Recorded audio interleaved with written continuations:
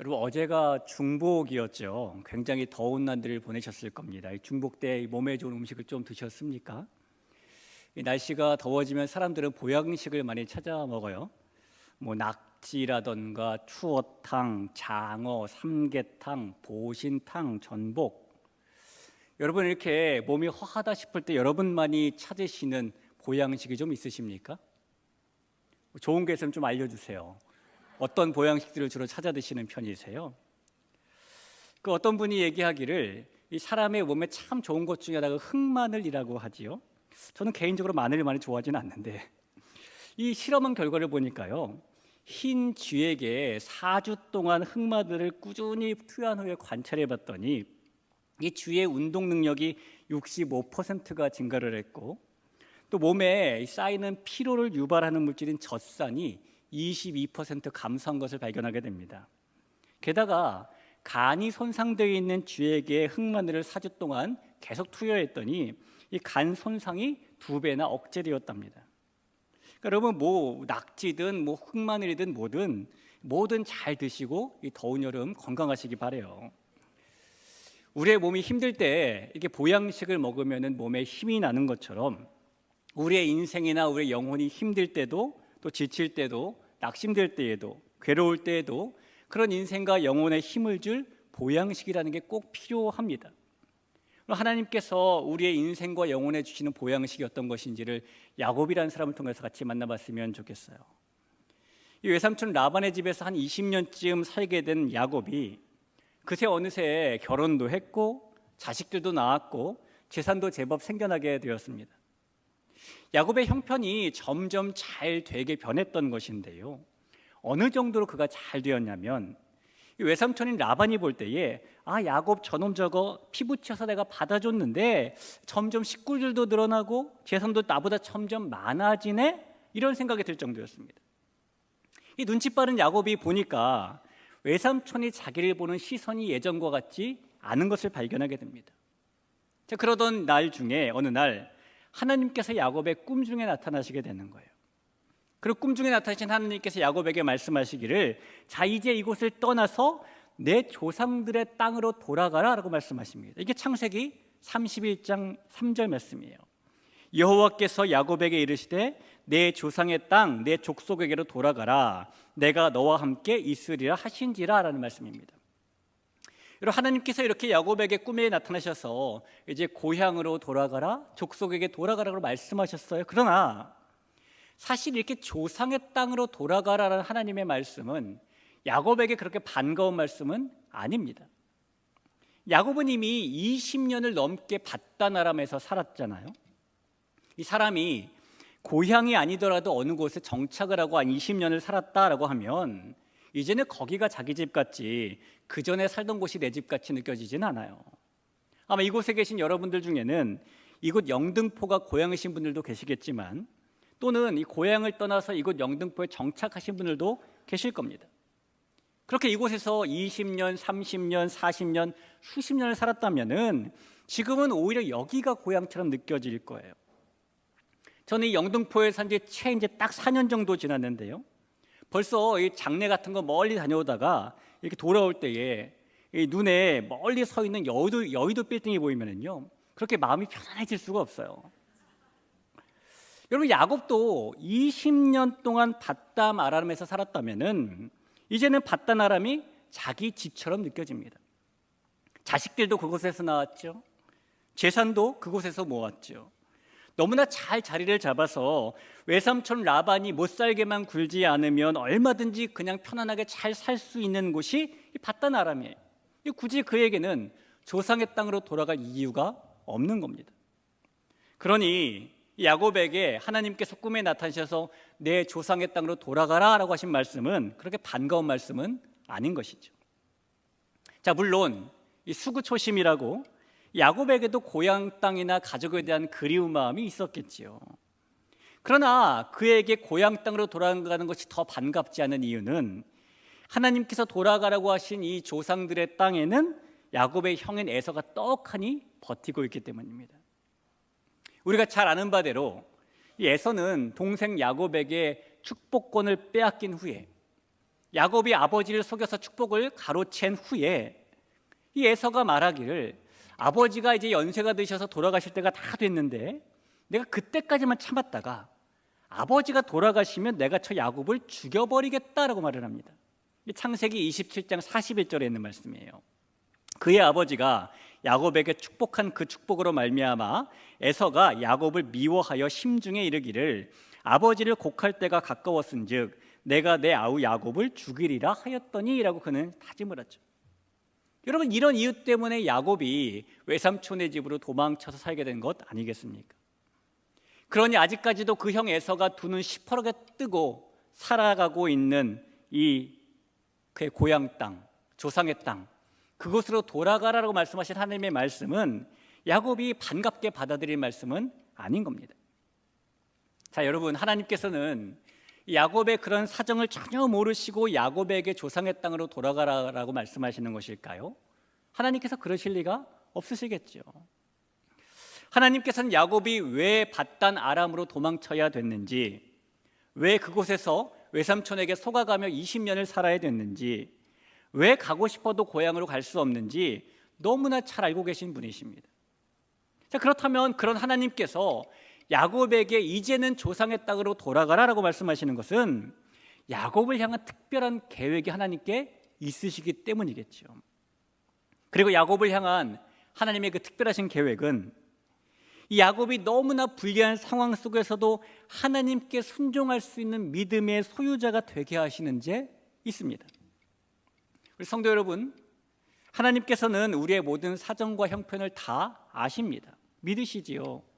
자, 그런데 우리가 어쩔 수 없다고 생각하는 그런 상황 속에서 하나님께서 우리에게 어려운 순종을 요구하실 때도 있어요. 하나님, 지금은 제 코가 석자라서 전도하는 일을 할 수가 없어요. 하나님, 지금은 내 마음이 너무나 상해서 누군가를 섬기는 일을 할 수가 없어요. 지금은 너무나 바빠서 주님의 일을 할 수가 없어요 라고 생각하는 우리에게 그래도 순종을 요구하실 때가 있다는 겁니다. 여러분, 그럴 때 하나님께서 우리 사정을 모르셔서 순종을 요구하시는 것이 아니세요.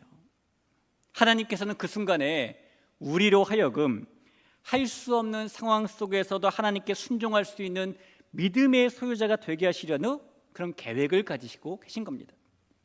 그래서 우리에게 어려운 순종을 요구하시는 거죠.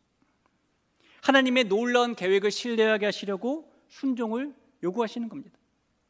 우리 사랑하는 성도 여러분, 우리가 하나님의 그 깊은 생각을 하나부터 열까지 다 알 수는 없지만 우리를 사랑하시는 그 하나님께서 우리를 위해 하시는 그 뜻을 신뢰하고 따를 수 있는 우리가 될 수 있기를 간절히 소원합니다. 자, 하나님께서 어려운 순종의 문제를 던지시자 야곱이 아침에 일어나서 자기의 아내들인 라헬과 레아에게 하나님께서 꿈에 나타나신 말씀을 전했어요. 자, 그래서 말씀을 전하고 나면은 그런 꿈은 개꿈이야 라고 말할 줄 알았더니 레아와 라헬이 어차피 아버지 라반이 자신들을 남처럼 대하니까 하나님의 말씀을 따라 야곱의 꿈에 나타난 하나님의 말씀을 따라가자라고 말하는 거예요. 여러분, 그 옛날이나 지금이나 아내의 말을 무시하고 무사할 남편은 없어요. 그래서 야곱에겐 또 아내가 아니라 아내들이잖아요. 이 야곱이 울며 겨자 먹는 심정으로 짐을 싸고 이 아내들과 자식들을 데리고 자신의 모든 재산인 가축들을 이끌고 밧단 아람을 떠나서 조상들의 땅으로 이제 향하게 되는 겁니다. 순종의 발걸음을 옮겼다는 것이죠. 어쨌든 하나님의 말씀에 순종을 하게 된 것이에요. 자, 그런데 순종을 했지만 그의 마음속에서 사라지지 않는 걱정이 하나 있었죠. 이 걱정이 무엇입니까? 형 에서입니다. 게다가 미리 좀 상황을 알아보라고 보냈던 종이 돌아와서 말하기를 형 에서가 자그마치 400명을 데리고 지금 자기에게 달려오고 있다는 거예요. 창세기 32장 6절을 볼까요? 사자들이 야곱에게 돌아와 이르되 우리가 주인의 형 에서에게 이른즉 그가 400명을 거느리고 주인을 만나려고 오더이다 라고 말하죠. 아니, 만나러 오면은 한 두세 명 데리고 오면 되지요. 400명을 지금 데리고 온다잖아요. 이 소식을 들은 야곱의 마음에는 기쁨보다 두려움이 클 수밖에 없었을 겁니다. 여러분, 우리가 하나님의 말씀에 순종을 하면, 특히 할 수 없는 어려운 상황 속에서 순종을 하면 하나님께서 하라고 하신 대로 하는 거니까 그들이 착착착 잘 풀려야 되는 거 아니겠습니까? 예를 들어서 하나님께서 나에게 깊은 상처를 줬던 사람을 용서하라고 말씀하셔가지고 이게 너무 어려운 일이지만 용서하기로 큰 결심을 하고 그 사람을 만나서 이야기를 해요. 예전에 네가 나에게 그렇게 말하고 나에게 그렇게 대했을 때 나 너무 깊은 상처를 받았어. 그래서 내가 너를 너무너무 미워했었는데 하나님께서 나에게 너를 용서할 수 있는 마음을 주셨어. 내가 너를 미워해서 미안해 라고 말하면 그 상대방이 아 그런 일이 있었구나, 아니야 내가 미안해, 그러면서 서로 부둥켜고 눈물을 막 흘려야 될 것 같은데 실제로는 어렵게 순종하는 마음으로 만나서 용서를 하고 미안하다는 마음을 전했더니 상대방이 말하기를 야 너는 무슨 애가 속 좁게 그런 걸 가지고 아직까지 상처를 가지고 있냐, 못났다 이렇게 말하는 거죠. 하나님께서 요구하셔서 어렵게 순종을 한 것인데 결과가 우리가 말하는 오잉 이렇게 되는 겁니다.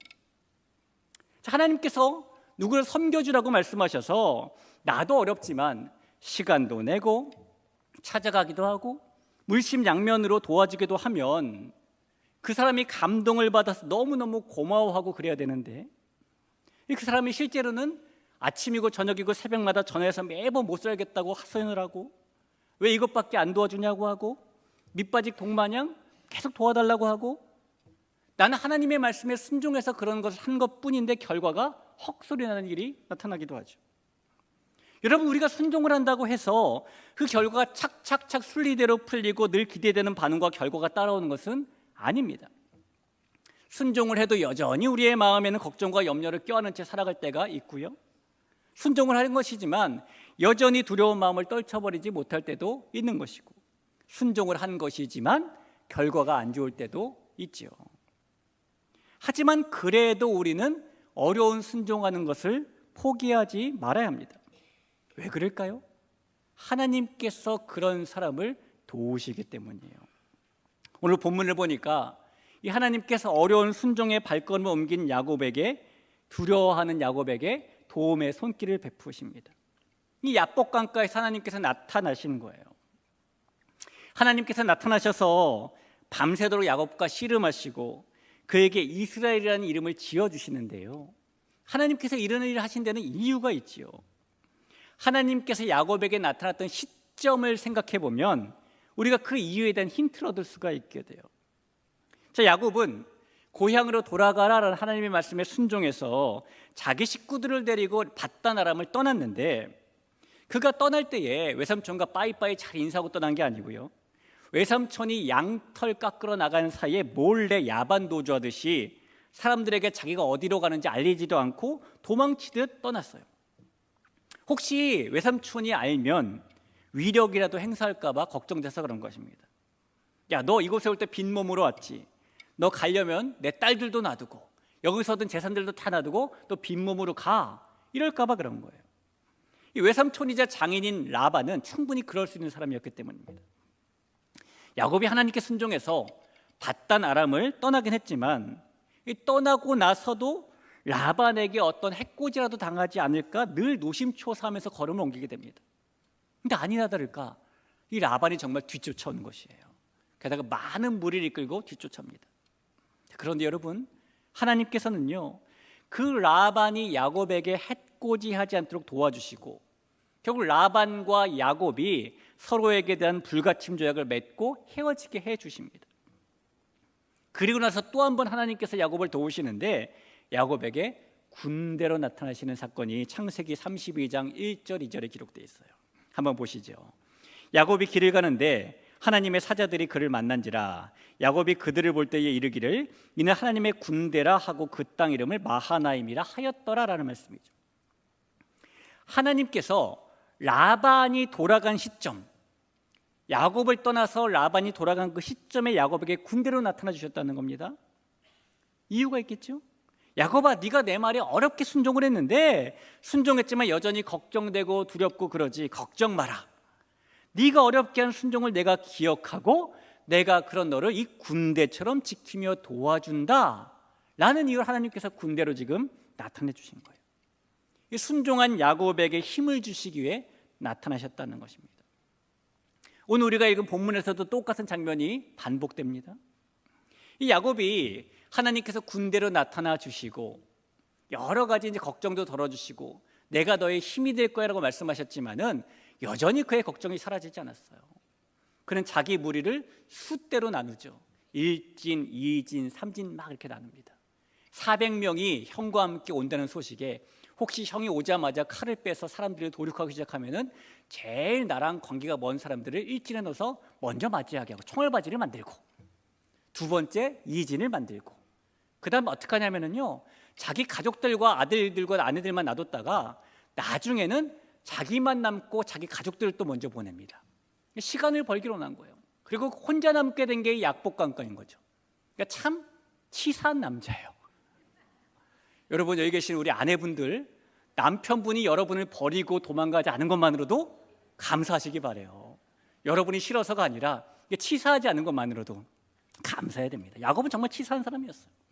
자, 그렇게 혼자 남은 야곱에게 오늘 하나님께서 또 한 번 나타나시게 되는데, 자, 또 한 번 나타나시면서 순종한 너를 내가 군대처럼 지켜준다라고 말씀하셨지만 여전히 두렵고 미래가 걱정되는 이런 야곱에게 한 번 더 힘을 하나님께서 주시게 됩니다.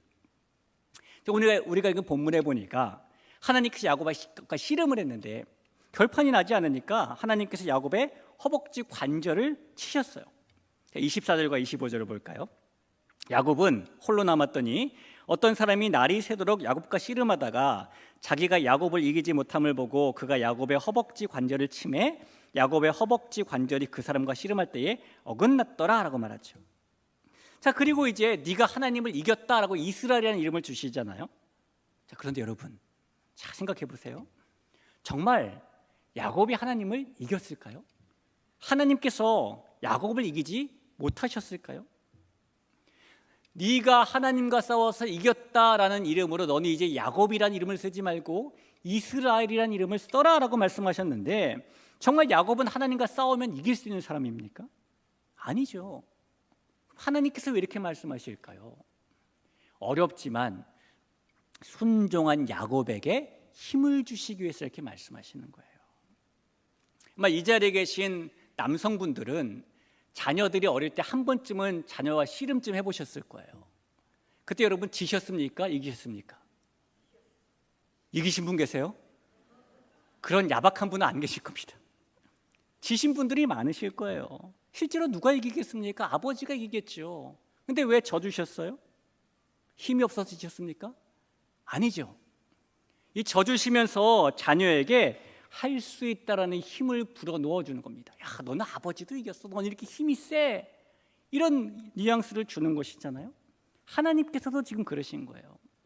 야곱에게 네가 하나님과 겨루고 이겼다라고 말씀해 주시면서 이스라엘이라는 이름을 지어주시고, 그가 그래 내가 어렵게 순종을 했지만은 하나님께 힘을 주시면 할 수 있어 라는 힘을 내게 하시기 위해서 이런 장면을 만드셨다는 겁니다. 성도 여러분, 하나님께서는 우리가 순종을 하려고 할 때, 또 우리가 순종할 때에 우리에게 힘 주시고 또 힘 주시는 분이십니다. 우리가 거친 세상 속에서 두려움에 빠질 때, 우리의 계획이 무너져서 물거품이 되었을 때, 우리가 죄의식에 자책하며 지낼 때, 스스로 무기력함을 느낄 때, 우리가 현실이라는 벽에 부딪혀서 순종하지 못할 때, 하나님께서는 그런 우리에게 하나님의 말씀을 따르는 것이 결국에는 승리하게 된다는 힘을 주시는 겁니다. 그래서 하나님께서는 엘샤다이, 능력의 하나님이신 거예요. 그 하나님께서 우리가 순종의 걸음을 내딛으면 그때부터 우리에게 발걸음을 옮길 만한 새로운 힘을 주신다는 사실을 믿고 살아가시길 주님의 이름으로 간절히 부탁을 드립니다. 여러분, 분명히 우리의 몸만이 아니라 우리의 영혼과 인생에도 보양식이 필요합니다. 야곱에게는 순종할 때 하나님께서 주시는 그 힘이 보양식이 되었어요. 이 결과를 보면은 야곱이 날이 새자마자 형 에서를 만나게 되는데, 놀랍게도 형 에서가 야곱을 죽이기는커녕 이 동생을 넓은 마음으로 끌어안고 굵은 눈물을 흘리면서 서로를 위로하는 화해가 이루어지게 됩니다. 이 모든 것이 야곱이 순종한 결과고 하나님께서 힘을 내게 하신 결론이에요. 우여곡절이 있었지만은 하나님께서 순종하는 야곱에게 계속해서 힘을 주셨기 때문에 그가 고향으로 무사히 돌아올 수 있게 된 것입니다.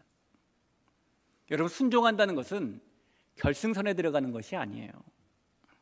우리는 오랜 결심과 아니면 오랜 고민 끝에 그래 맞아 순종해야지 라고 결심을 하고 순종하는 경우가 많기 때문에 이 순종을 결승선에 들어가는 것처럼 착각할 때가 많지만, 순종하면 이제 끝난 것이야 라고 생각할 때가 많지만, 실제로 순종은 결승선에 들어가는 것이 아니라 출발선을 막 출발하는 겁니다. 이제 출발선을 막 출발해서 결승선을 향해 뛰어가는 것이기 때문에 순종을 할 때 당연히 힘이 들겠죠. 하지만 그때마다 하나님께서 그렇게 순종을 하는 우리에게 그 순종을 이어갈 수 있는 힘을 주시는 거예요. 너는 이스라엘이야. 너는 하나님과 싸워 이긴 사람이야. 힘내라. 너는 계속해서 순종을 이어갈 수 있다. 우리 사랑하는 성도 여러분, 상황이라는, 사정이라는, 현실이라는 이름이 우리의 눈과 우리의 마음과 우리의 손과 발을 가리고 묶으려고 해도 하나님께 순종하시기를 두려워하지 마시기 바랍니다. 그때 하나님께서 우리에게 새 힘을 주시기 때문이에요. 그 힘이 바로 우리의 인생과 영혼과 믿음의 길에 필요한 하나님께서 주시는 최고의 보양식임을 믿고 살아가시길 우리 주님의 이름으로 간절히 축원합니다.